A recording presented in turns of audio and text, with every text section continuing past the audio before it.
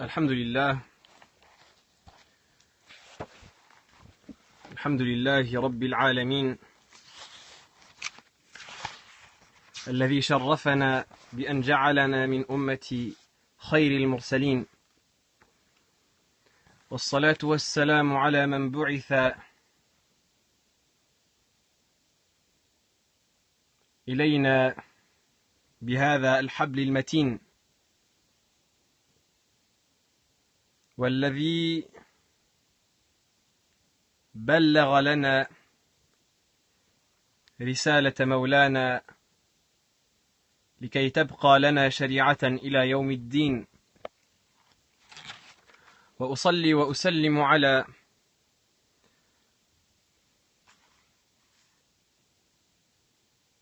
هذا النبي الشريف خاتم الأنبياء والمرسلين وعلى آله وصحبه أجمعين. أما بعد. Assalamu alaikum wa rahmatullahi wa barakatuh. Bienvenue à tous pour ce rappel exceptionnel qui est bi'idhnillahi ta'ala lié à un sujet qui est très grave, qui est la médisance, al-ghayba, qui est un sujet qui malheureusement est négligé par beaucoup de cette communauté et qui n'est pas considéré à sa juste valeur, mais qui fait partie des pires péchés qui peuvent être commis par la personne, essentiellement par sa langue. Pour la personne qui a questionné à propos de la polygamie, on verra là si à la fin du sujet on pourra traiter la question entre parenthèses. Donc ce rappel-là, il est tiré, Inch'Allah, du livre Riyad al-Salihin de l'imam Sharaf al-Din, de l'imam Yahya ibn Sharaf al-Din al-Nawawi rahimahullah ta'ala.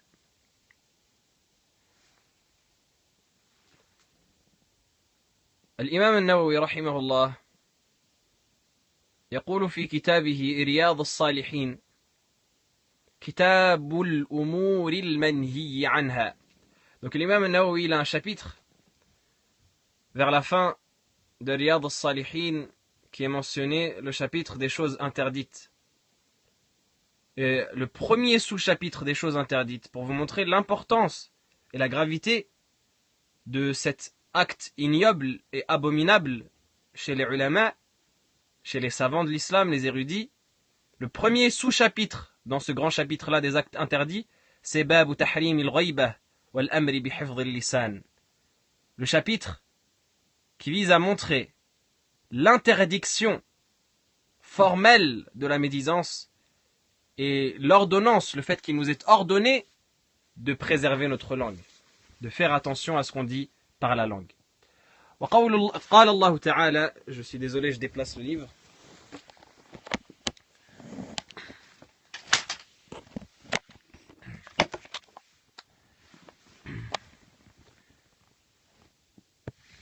قال الله تعالى ولا يغتب بعضكم بعضا أيحب أحدكم أن يأكل لحم أخيه ميتا فكرهتموه واتقوا الله إن الله تواب رحيم. Donc il commence en citant rahimahullah ta'ala, qu'Allah lui fasse miséricorde, le verset où Allah subhanahu wa ta'ala dit et ne vous médisez pas entre les uns les autres, ne faites pas de la médisance les uns contre les autres. Ayuhibbu ahadukum, est-ce que l'un d'entre vous aimerait manger la chair de son frère mort? Fakarihtumu, vous l'exécrez certainement. Wattaqullah, et craignez Allah, car Allah est pardonneur et miséricordieux. Donc ce premier verset, Allah subhanahu wa ta'ala nous décrit ici la situation de la personne qui médit de son frère. Et on va expliquer un peu plus tard ce que c'est la médisance. Il dit, est-ce que l'un d'entre vous aimerait manger la chair de son frère mort? Certainement pas, vous l'exécrez. Ce serait une personne que vous détesterez. Donc premièrement, la personne, elle mange de la chair humaine qui fait de la médisance. Ensuite, c'est de la chair humaine d'un cadavre, d'une personne qui est morte. Et enfin, c'est de son frère, c'est-à-dire de la personne qui est proche d'elle. tout cela, c'est une métaphore qui nous montre à quel point c'est quelque chose de grave. Et si on veut retrouver le sens de la métaphore, eh bien, on peut dire que manger la chair, c'est parce que, ici c'est une métaphore qui montre manger l'honneur de son frère. C'est comme si on déchiquetait sa chair. De son frère, Allah subhanahu wa ta'ala nous rappelle que les croyants sont frères. Donc celui de qui tu vas médire, c'est ton frère au final. C'est ton frère, ce n'est pas ton frère de sang peut-être, mais c'est ton frère de religion. Et comme dit le proverbe arabe, Rubba akhin lam talidhu ummuk. Il se peut que tu aies un frère, et il est fréquent que tu aies un frère que ta mère n'a pas enfanté, pardon. Maïta, mort, on peut en tirer comme sens que la médisance se fait la plupart du temps derrière le dos de la personne. La plupart du temps, c'est bil ghaib. Donc derrière le dos de la personne, al ghaibah, la plupart du temps, c'est bil ghaib, donc derrière le dos de la personne. Et quand la personne, on fait ça derrière son dos, eh bien, elle ne peut pas se défendre. Donc c'est comme une personne qui est morte. Aujourd'hui, si tu veux attaquer un mort, eh bien, tu peux le faire librement, il ne va jamais se défendre. Tu peux l'accuser de tout ce que tu veux, il ne va jamais réussir à contester parce qu'il est mort. Et donc, ici, la médisance, c'est semblable à cela. Comme disait, comme Ibn Malik a vu dans son rêve, je vais vous raconter une anecdote très rapidement pour ne pas influer sur le temps du cours. Il y a un grand savant de la langue arabe qui s'appelle Ibn Malik, Jamal ad-Din Ibn Malik, rahimahullah, qui a écrit un épître reconnu dans la langue arabe, dans la grammaire arabe, qui est Alfiyat Ibn Malik. Donc son poème qui est très connu, qui fait 1000 vers et quelques, qui s'appelle l'Alfiyat d'Ibn Malik, qu'on appelle ainsi, son nom c'est le Kafia, mais on l'appelle ainsi. Ibn Malik, lorsqu'il a commencé son poème, قال محمد هو ابن مالك يحمد ربي الله خير مالكي مصليا على الرسول المنتقى وآله وصحبه وذوي التقى etc etc etc. Il a commencé son poème en disant Muhammad ibn Malik dit etc etc jusqu'à qu'il arrive au vers où il dit fa'iqatan alfiyat ibn mu'ti. Donc il dit dans sa poésie, ma poésie est meilleure que la poésie d'Ibn Mu'ti. Ibn Mu'ti, c'était un savant qui était mort et qui avait une poésie qui avant Ibn Malik était la poésie de référence dans la grammaire. Donc Ibn Malik, il écrit sa poésie en disant ma poésie va dépasser celle d'Ibn Malik, celle de Ibn Mu'ti. Et il commence un nouveau vers juste après cela, il dit fa'iqatan laha bi alfi bayti. Elle la dépasse tout en gardant 1000 vers et là il se bloque. Il n'arrive plus à continuer. Et donc il bloque, il n'arrive plus à rien mettre après, et donc il va dormir. Il se dit, je vais continuer demain, peut-être que cette nuit-là, je serai inspiré. Et lorsqu'il va dormir, il voit un homme assez vieux, avec une grande barbe blanche, qui le questionne en rêve, et qui lui dit, « Oh Ibn Malik, qu'est-ce que tu as fait avec ton poème ?» Et il lui dit, il lui récite le poème du début jusqu'au vers où il dit fa'iqatan laha bi alfi bayti. Mon poème dépasse celui de mon prédécesseur. Comme on pourrait dire, il est meilleur que lui par ses 1000 vers. Et Ibn Malik il s'arrête. Ibn Mu'ti il dit et la personne qui apparaît sous l'apparence d'un vieillard avec une grande barbe, il lui dit continue. Il dit non, je n'ai pas trouvé de quoi continuer. Il lui dit alors Wal hayyu qad yaghlibu alfa mayti. Et le vivant peut vaincre 1000 morts. Il lui a donné la fin de son vers et là Ibn Malik s'est réveillé, il a compris que celui qu'il avait vu en rêve c'était Ibn Mu'ti et donc il a compris que cette notion-là, même si ce n'était pas de la médisance, mais ça rentre dans ce sujet-là d'attaquer une personne en son absence. Il a compris que ce n'était pas comme ça qu'il fallait aborder la question. Et c'est pour ça qu'il a dit Wallahu yaqdi bihi batin wafirah. Il a dit et Allah nous donnera à tous deux des des degrés énormes. Li wa lahu fi darajatil akhirah. Allah nous élèvera tous les deux en degrés. Donc il a compris que le meilleur c'était d'invoquer pour les prédécesseurs et d'essayer de compléter leur travail. Ça c'est une parenthèse que je donne pour montrer cette image-là de wal hayyu qad yaghlibu alfa mayti. Le vivant peut vaincre 1000 morts, et cette image-là qui est illustrée dans ce verset-là de Coran qui décrit la médisance.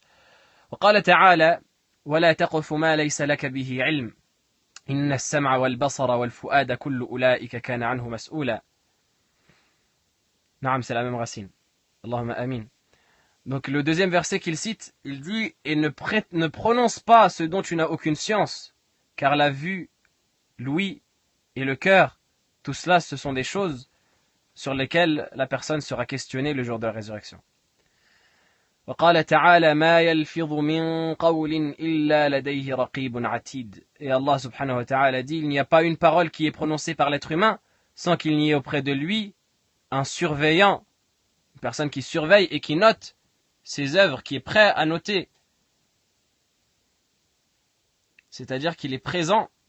Atid, c'est qu'il est présent, et Raqib, c'est qu'il le surveille. Et c'est l'ange qui note les œuvres de la personne. الإمام النووي رحمه الله يلدي اعلم أنه ينبغي لكل مكلف أن يحفظ لسانه عن جميع الكلام إلا كلاما ظهرت فيه المصلحة ومتى استوى الكلام وتركه في المصلحة فالسنة الإمساك عنه لأنه قد ينجر الكلام المباح إلى حرام أو مكروه وذلك كثير في العادة والسلامة لا يعدلها شيء. Cette partie-là, je vais la traduire bi'idhnillah, mais cette partie-là que je souligne avec mon doigt, والسلامة لا يعدلها شيء, apprenez-la par cœur.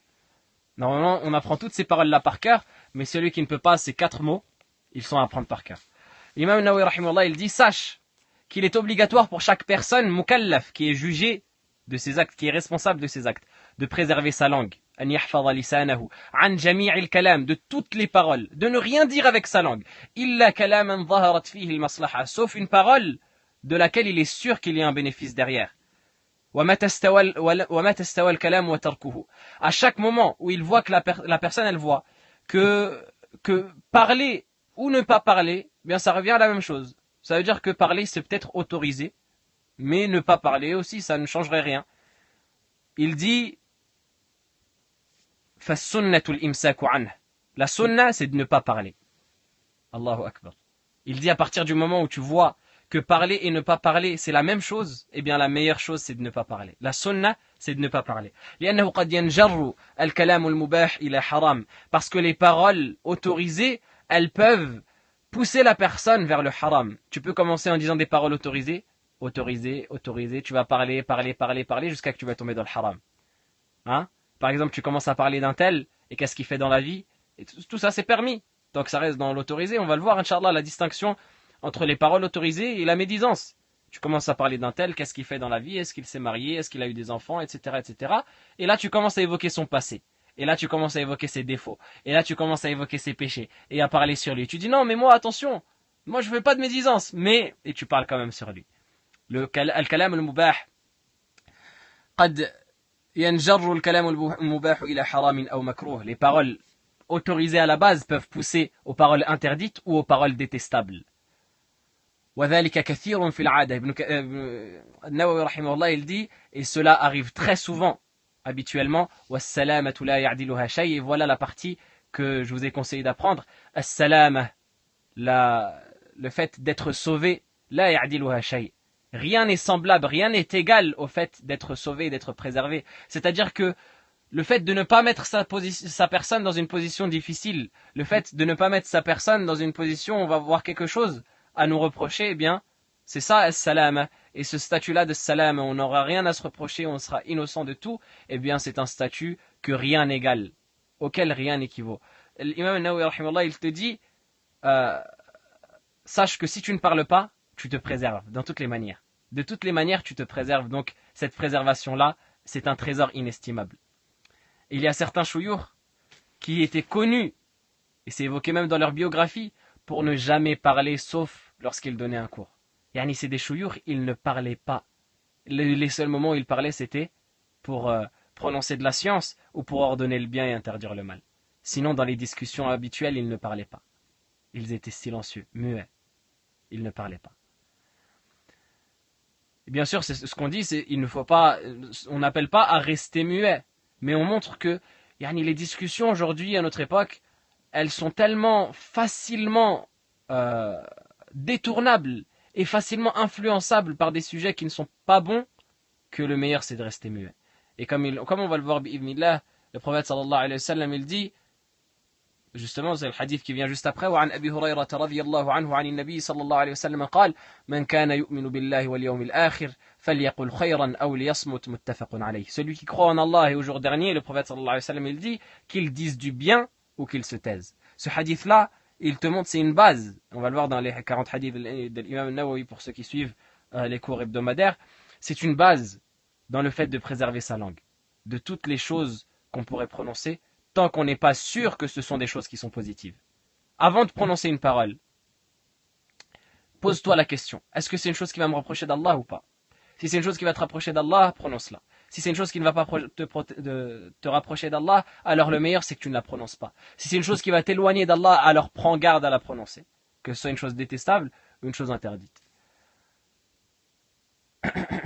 Il y a certains ulama qui disaient ما تكلمت بكلام إلا أعددت له جوابا بين يدي الله سبحانه وتعالى. Parmi eux, Ibn Daqiq al-Aïd, rahimahullah, il a rapporté de lui une parole dans laquelle il dit je n'ai jamais prononcé une seule parole, un seul mot, sans que je n'ai préparé la réponse à la question qu'Allah subhanahu wa ta'ala va m'adresser quand il va m'interroger à propos de ce mot-là que j'ai prononcé. C'est-à-dire chaque mot que j'ai prononcé, eh bien je me suis préparé au jugement qu'Allah subhanahu wa ta'ala va me faire subir par rapport à cette prononciation-là.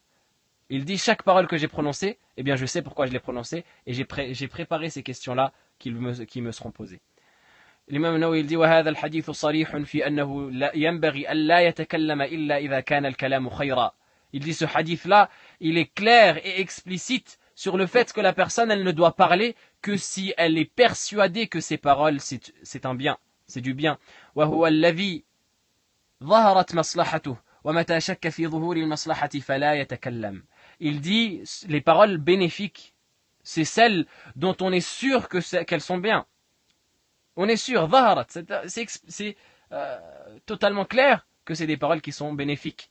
À partir du moment, l'imam Nawawi rahimahullah, il dit, où la personne elle doute, est-ce que c'est des paroles qui sont bénéfiques ou pas, eh bien elle ne parle pas. وعن أبي موسى رضي الله عنه قال قلت يا رسول الله أي المسلمين أفضل قال من سلم المسلمون من لسانه ويده. Et Abu Musa al-Ash'ari rahimahullah radiyallahu ta'ala anhu afwan, il rapporte qu'il dit au messager d'Allah sallallahu alayhi wa sallam, ô messager d'Allah, quels sont les musulmans qui sont les meilleurs? Et le messager sallallahu alayhi wa sallam de répondre, celui dont les musulmans sont à l'abri de sa langue et de sa main. Celui dont les musulmans sont à l'abri de sa langue et de sa main, c'est-à-dire que les musulmans sont à l'abri des torts qu'il commet par sa langue et par sa main. Ils ne craignent pas de lui de mal, ni commis par sa langue, ni commis par sa main. وعن سهل بن سعد قال قال رسول الله صلى الله عليه وسلم من يضمن لي ما بين لحييه وما بين رجليه أضمن له الجنة. Il dit Sahl ibn Sa'd, il rapporte que le messager d'Allah sallallahu alayhi wa sallam a dit celui qui me garantit ce qu'il y a entre ses deux joues, entre les deux côtés de sa lèvre, de sa bouche, pardon. L'ahiyah wa ma bayna rijlayh, l'ahiyah, ce qu'on pourrait traduire par ses deux mâchoires.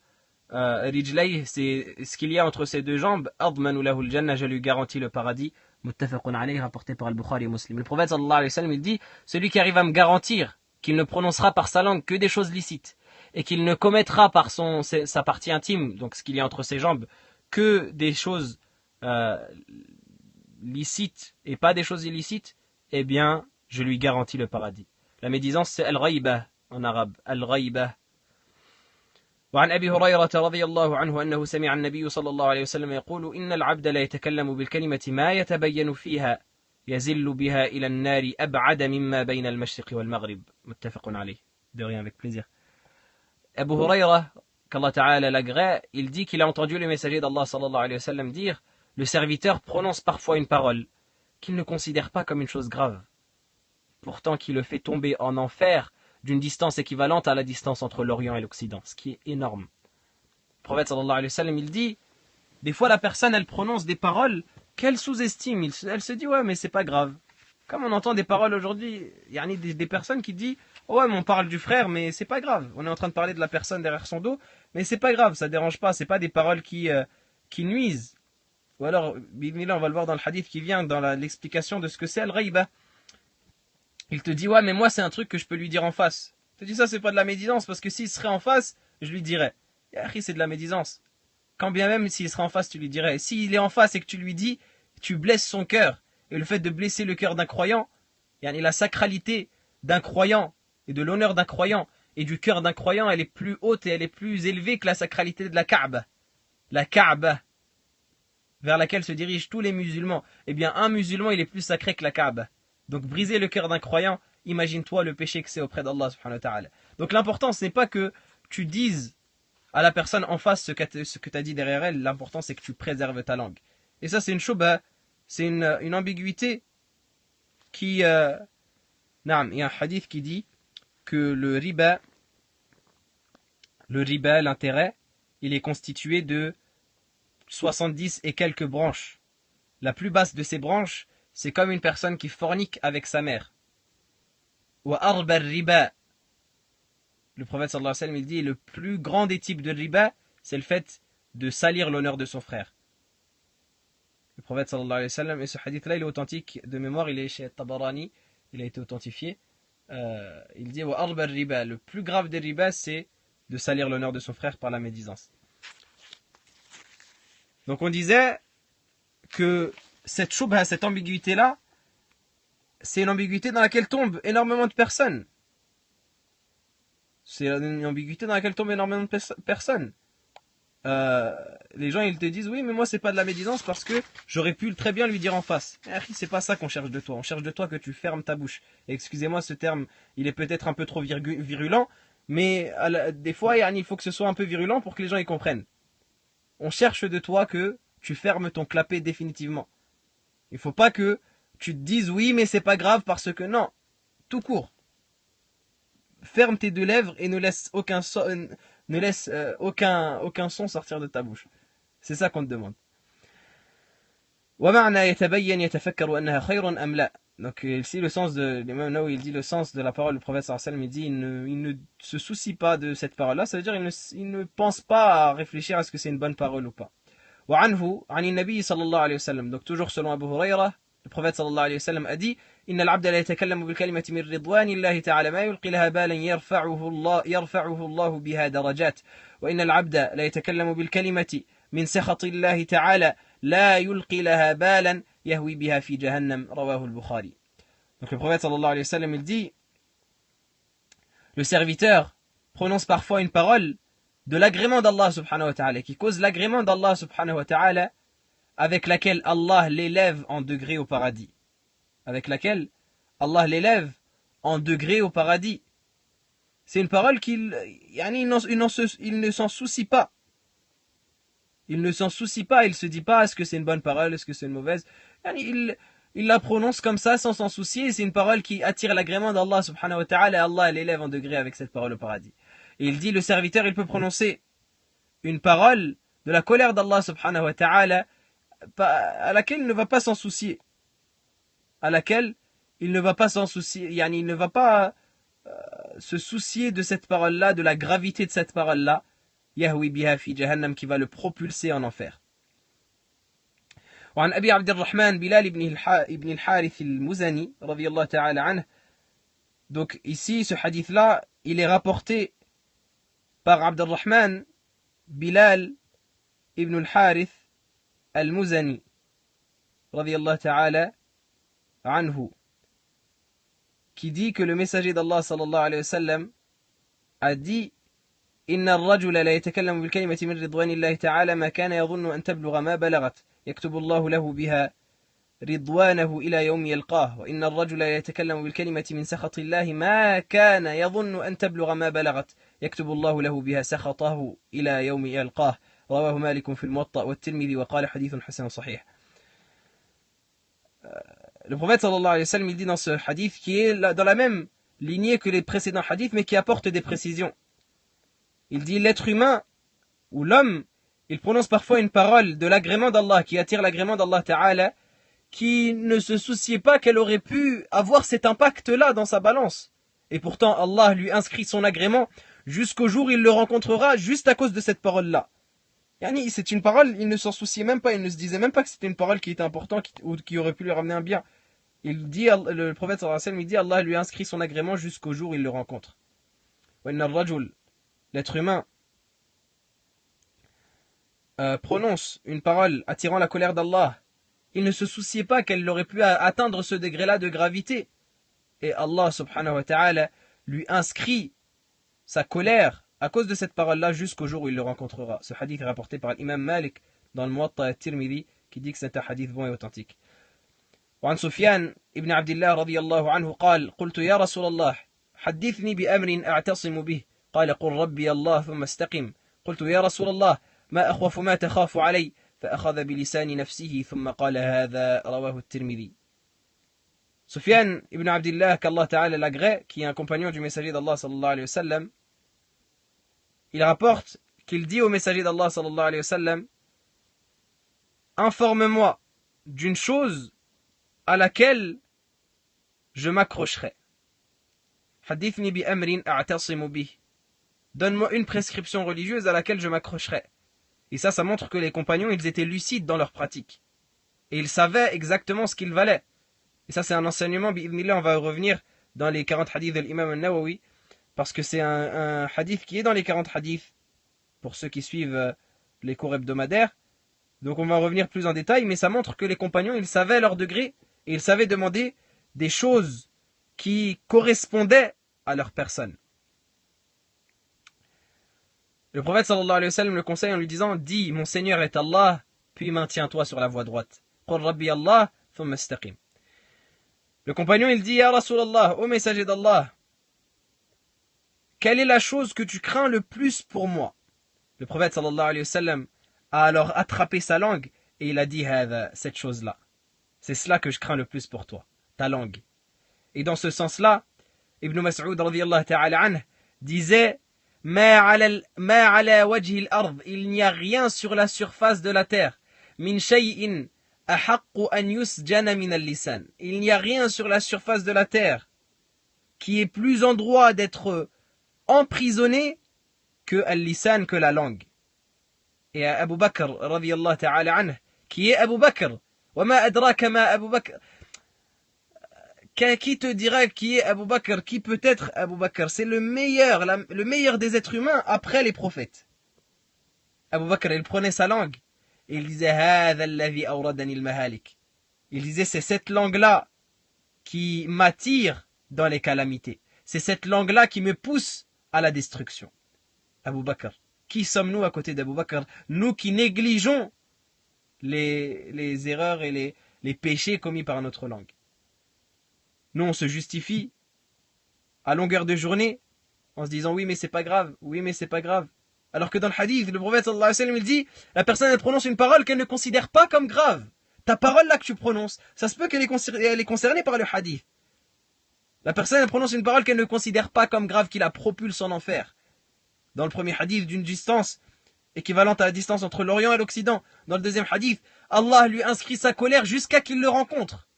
Imagine-toi, tu vis ta vie jusqu'à la fin de tes jours et la colère d'Allah est inscrite pour toi. Jusqu'à que tu le rencontres. Donc ça doit nous inciter à fermer nos bouches. Ça va être la morale de l'histoire pour ce soir, qu'on ferme tous nos bouches.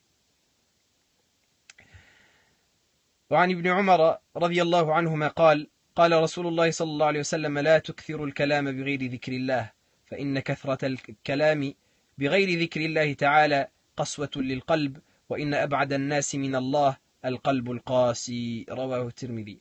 وهذا الحديث والله من الحديث التي تبكي. Et ce hadith-là, il fait partie des hadiths qui font pleurer, wallahi. Ibn Umar, qu'Allah Ta'ala l'agrée ainsi que son père, il rapporte que le messager d'Allah sallallahu alayhi wa sallam a dit, n'excédez pas dans les paroles, ne commettez pas d'excès de paroles, ne parlez pas trop dans autre chose que l'évocation d'Allah. Et rentre dans l'évocation d'Allah la science, rentre dans l'évocation d'Allah le rappel, rentre dans l'évocation d'Allah le fait d'ordonner le bien, le fait d'interdire le mal.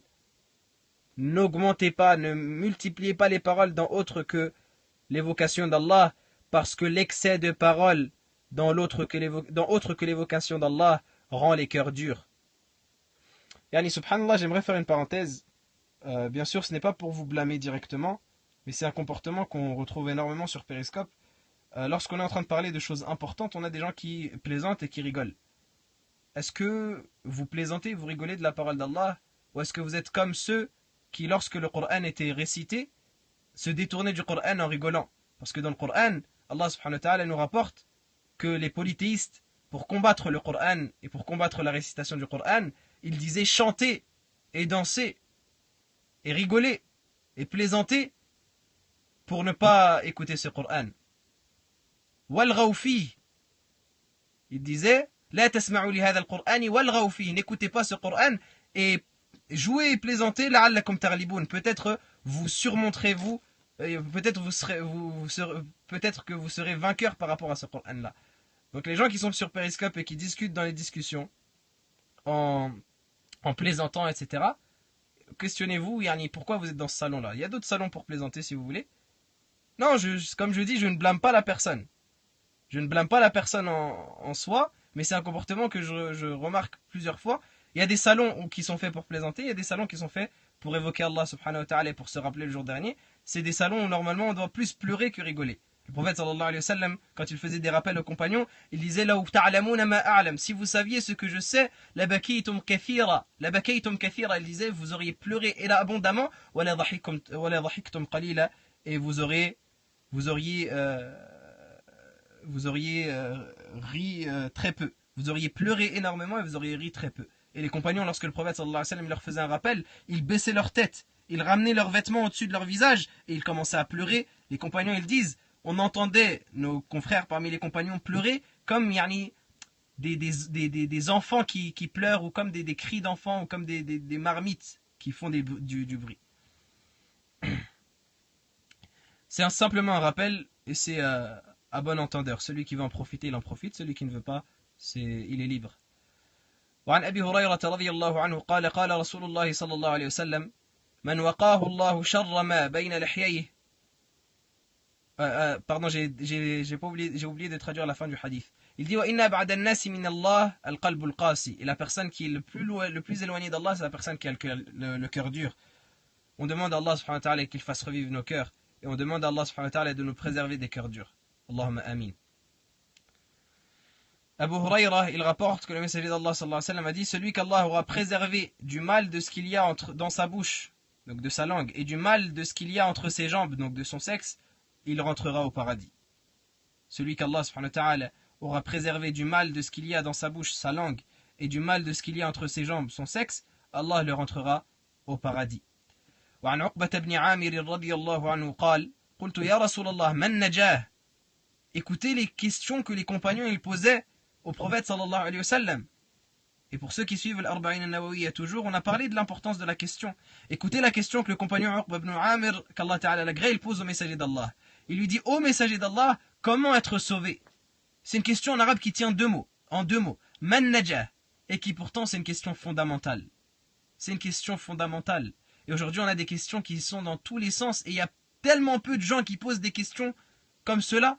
Man najah, qui a déjà posé cette question à un savant? Comment être sauvé? Comment être préservé de l'enfer? Comment rentrer au paradis? Aujourd'hui, les gens ils questionnent, est-ce que si, comme on avait dit la dernière fois, est-ce que si je suis sur Mars, comment je fais pour me diriger vers la Qibla?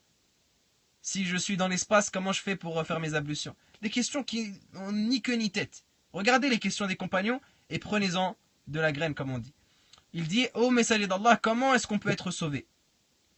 Et le messager sallallahu alayhi wa sallam, il lui dit, أمسك عليك لسانك وليسعك بيتك وابكي على خطيئتك. Il lui dit préserve ta langue, retiens ta langue. أمسك عليك لسانك, emprisonne ta langue. وليسعك بيتك, et que ta demeure te suffise. Et surtout ce qui se passe dans ta demeure te suffise. Et ça c'est un enseignement qu'on peut tirer au sens littéral comme au sens métaphorique. Au sens littéral, que ta demeure te suffise, c'est-à-dire évite de trop sortir, surtout en temps de fitna. Les compagnons ou les salafs disaient je ne me sens pas mieux que dans ma demeure.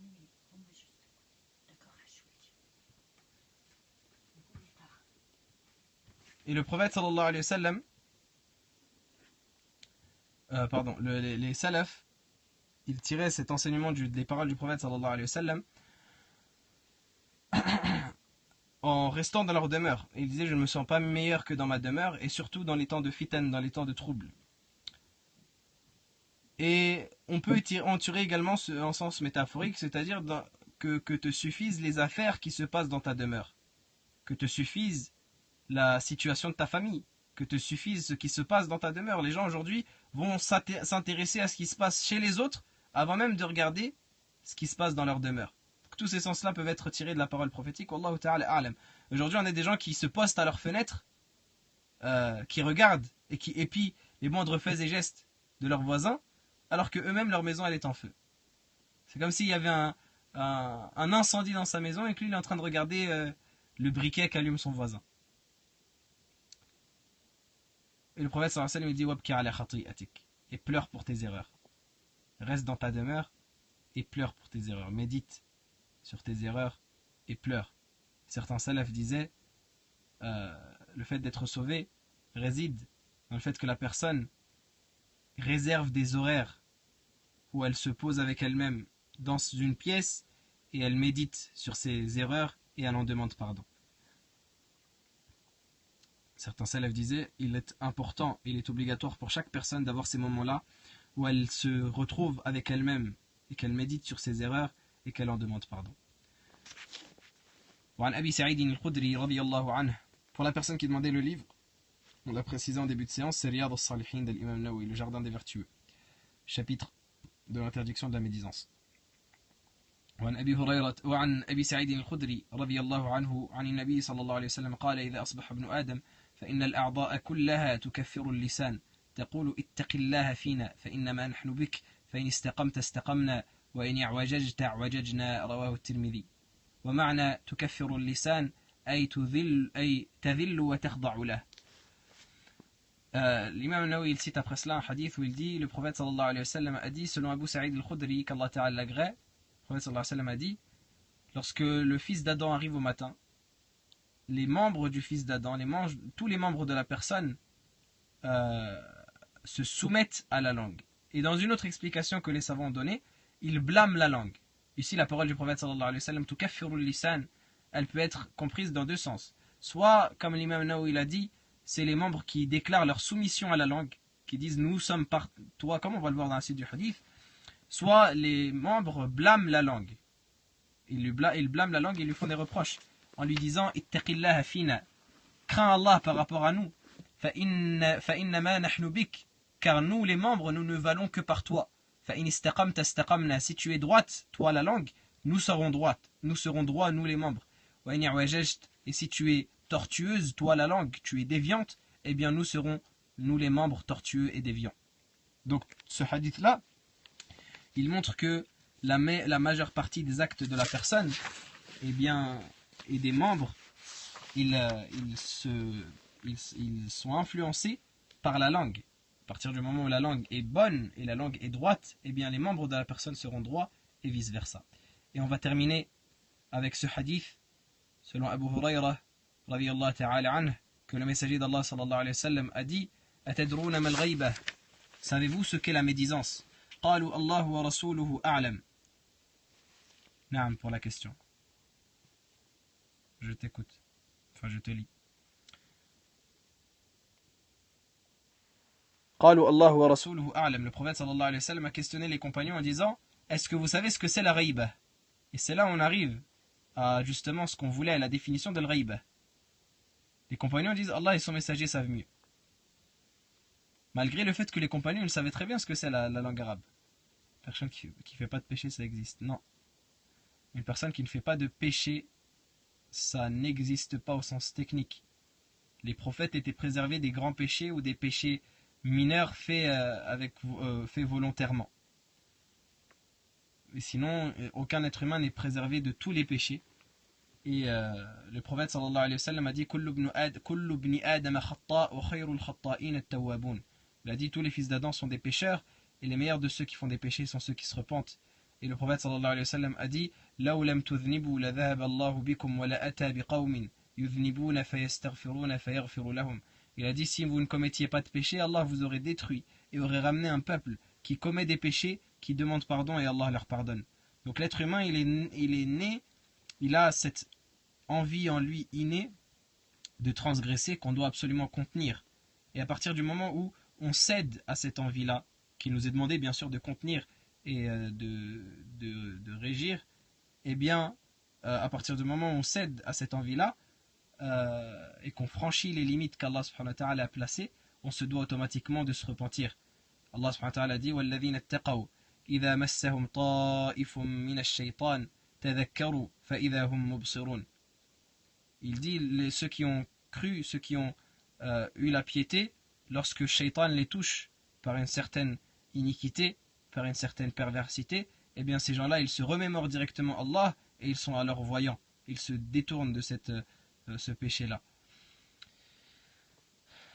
Taïb. Donc on revient au hadith où le prophète sallallahu alayhi wa sallam, il questionne les compagnons en disant: est-ce que vous savez ce que c'est le ghaiba? Est-ce que vous savez ce que c'est la médisance? Et le prophète sallallahu alayhi wa sallam dit: Allah et son messager savent mieux. Qu'est-ce que j'ai dit? Pardon. Les compagnons disent au messager sallallahu alayhi wa sallam: Allah et son messager savent mieux. Le prophète sallallahu alayhi wa sallam dit: dhikruka akhaka bima yakrah. La médisance, c'est le fait d'évoquer ton frère par ce qu'il déteste, par ce qu'il n'aime pas. Il dit, les compagnons dirent: afara'ayta in kana fi akhi ma aqul. Un des compagnons dit: est-ce que qu'est-ce que tu considères? Regarde, si on est dans une situation où on dit de notre frère ce qui est véritablement lui. On dit de notre frère ce qui est véritablement lui. C'est-à-dire que la personne, elle ne ment pas. Une personne, elle n'est pas généreuse, elle est avare, et bien on va dire d'elle qu'elle est avare. Le prophète sallallahu alayhi wa sallam, il dit: in kana fihi ma taqul faqad irtabtah wa in lam yakun fihi ma taqul faqad bahattah. Il dit: s'il y a véritablement cette personne-là ce que tu dis, ce que tu prétends, alors c'est de la médisance. Et s'il n'y a pas en cette personne-là ce que tu prétends, alors c'est de la calomnie, c'est encore pire que la médisance. C'est du mensonge qui est en plus prononcé et proféré pour médire. C'est encore pire que la médisance.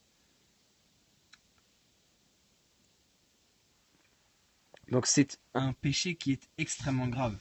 C'est un péché qui est extrêmement grave, d'autant plus que le musulman est sacré. L'honneur du musulman est sacré. Le sang du musulman est sacré. Les biens du musulman sont sacrés. On ne se doit pas d'atteindre au bien du musulman et à l'honneur du musulman par quoi que ce soit, même par la langue. Et des gens aujourd'hui négligent ce péché-là. Te dis: Akhi, moi ce que je dis dans ce frère-là, c'est la vérité. Ou comme on a dit tout à l'heure, je pourrais lui dire en face. Mais ce n'est pas ça le but. Ce n'est pas ça ce qu'on dit de préserver sa langue. Préserve ta langue de toute manière. Ne prononce qu'une chose qu'Allah subhanahu wa ta'ala agrée de toi. Et dont tu sais qu'Allah subhanahu wa ta'ala va te rapprocher de lui par cette parole-là. À partir du moment où cette parole-là que tu vas prononcer, elle n'a pas ces critères, alors ne la prononce pas. Et malheureusement, dans nos sociétés, et c'est un fait, désolé, c'est pas pour tomber d'un cliché, mais c'est un fait, énormément chez les femmes.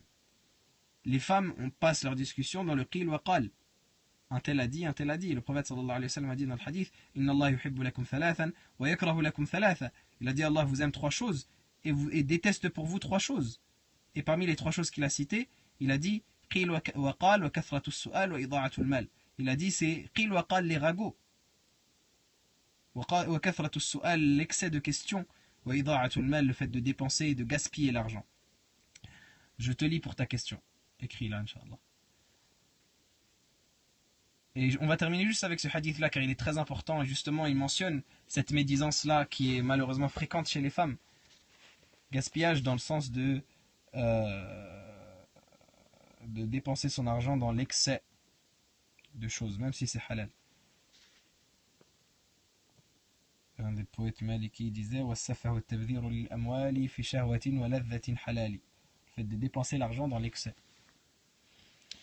On termine avec ce hadith. وعن عائشة رضي الله عنها قالت: قلت للنبي صلى الله عليه وسلم حسبك من صفية كذا وكذا. حسبك من صفية كذا وكذا.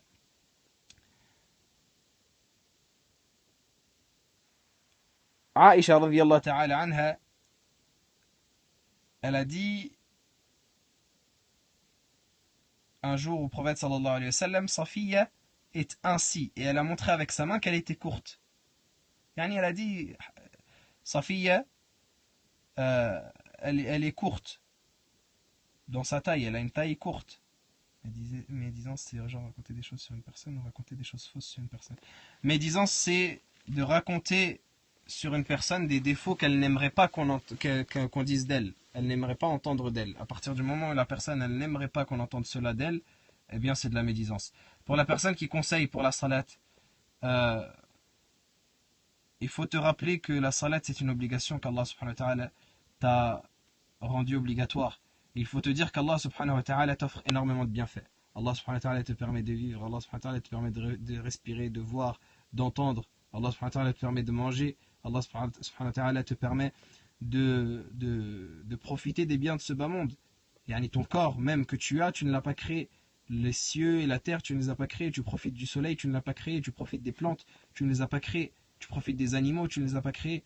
Tout cela, tu en profites alors que c'est la propriété d'Allah subhanahu wa ta'ala. Et tu n'es pas capable de donner à Allah subhanahu wa ta'ala ne serait-ce que...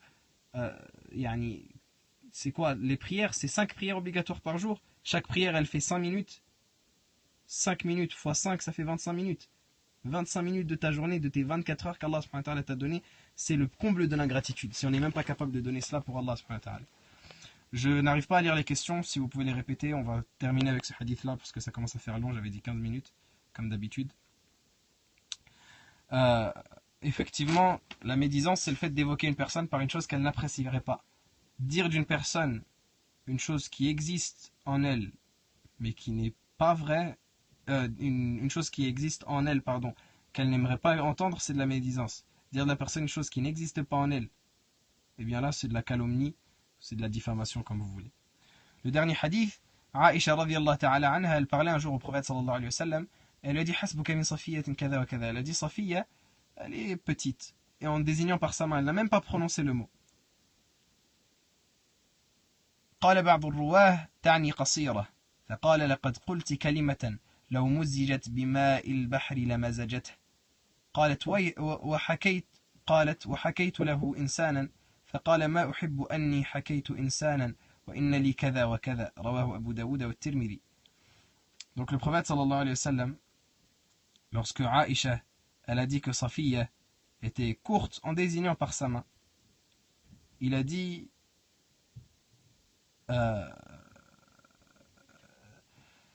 tu as dit une parole, tu as prononcé une parole qui, si elle avait été mélangée à tous les océans, elle les aurait pourris. Elle les aurait rendus, je sais pas comment on peut dire ça, elle les aurait complètement salis, complètement souillés. Alors que c'est une seule parole. Et c'est une seule parole dans laquelle elle a dit que sa fille était courte. Elle était petite de taille. C'était une personne qui n'était pas grande. Non, mais elle les aurait pollués. Elle a dit que sa fille, elle n'était pas grande. Elle n'a pas dit quelque chose qu'on pourrait considérer, nous, à notre époque, comme quelque chose de grave. Elle n'a pas parlé d'un défaut de sa fille, elle n'a pas parlé d'une mauvaise parole que sa fille a tenue. Elle a simplement dit que sa fille était petite. Et le prophète sallallahu alayhi wa sallam a dit, tu as dit une parole qui est tellement mauvaise que si elle avait été mélangée à tous les océans, juste cette parole-là, elle les aurait entièrement pollués, entièrement pourris. Que dire des personnes qui parlent les unes sur les autres aujourd'hui et qui vont jusqu'à mettre en garde contre des personnes qui sont des personnes pieuses, des personnes religieuses. C'est-à-dire déjà, Ibn al-Qayyim rahimahullah, il dit dans des paroles, il dit médire d'une personne de la masse, c'est manger sa chair comme si on mangeait sa chair alors qu'elle était morte. Alors, que dire d'une personne qui en plus est pieuse? Sa chair elle est empoisonnée comme on dit. طيب هذا والله تعالى أعلى وأعلم صلى الله وسلم وبارك على نبينا محمد وعلى آله وصحبه أجمعين نسأل الله تعالى أن ينفعنا بما علمنا وأن يعلمنا ما جهلنا وأن يزيدنا علما يا أكرم الأكرمين يا رب العالمين. On demande à Allah subhanahu wa ta'ala qu'il nous apporte bénéfice de ce qu'on a appris, qu'il nous rajoute de la science qu'on ne connaît pas et qu'il nous apprend davantage de science. Allahu ta'ala a'lam. Je suis encore plus mal que vous. Je suis encore plus mal que vous. Inch'Allah. Akhi qui demande une dua pour sa mère. Bi'idhnillah, on invoquera bi'idhnillah Allah subhanahu wa ta'ala pour toi. Et comme je précisais, revenez vers Allah subhanahu wa ta'ala tous. La morale de cette assise-là que vous pourrez retenir après de fermer sa bouche, c'est de revenir vers Allah. Allah subhanahu wa ta'ala, il est accueillant au repentir. Allah subhanahu wa ta'ala, il accepte le repentir de celui qui se repent lorsqu'il se repent. Il accepte l'invocation de celui qui invoque lorsqu'il l'invoque. Donc revenez vers Allah subhanahu wa ta'ala et repentez.